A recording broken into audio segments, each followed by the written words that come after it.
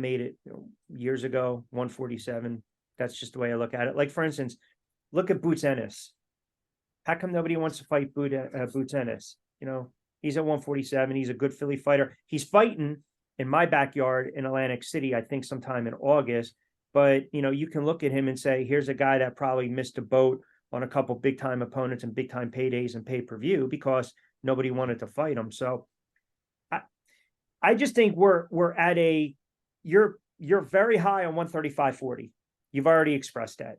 So I think we're kind of at a crossroads when we start to look at 147, 154, middleweight, super middleweights. It's almost as though it's kind of ran its course.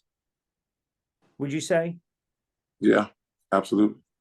And I just think with boxing, man, let's go down to 135. You got Shakur, you got Tank, you got Devin, you got Lomachenko, you got some good fighters there, right? Yeah. And even with those fighters, even with those guys, I don't think that big fight between all of those guys will be made till they get to 47, which is 2 weight classes from now, which could be 4 years, 4 years from now. Why do you believe that? Because that's where all the big time fights has happened. That's where all the big money fights has happened at 147.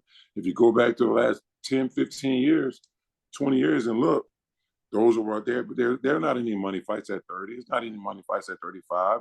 There was no money fights at 40. The money fights was out of the same guys who fought at 40, same guys who was in 35 together. Those are the same fighters that made the money at 47. Yeah. Well, listen, is it possible if Crawford wins, he fights Ennis? Oh, yeah, absolutely. See, I think Bud got another fight or two left in him at 147.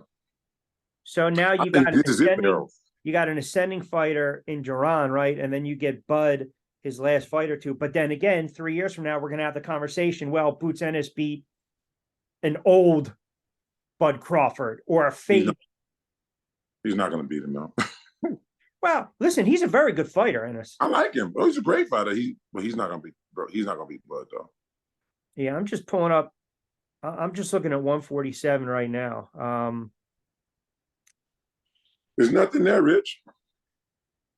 Well, there's always fights to be made, but to your point, are these fights worthy of, say, $69, $79 a pay-per-view? Are they going to draw a ton at the gate? Are we going to see big time numbers in the pay-per-view?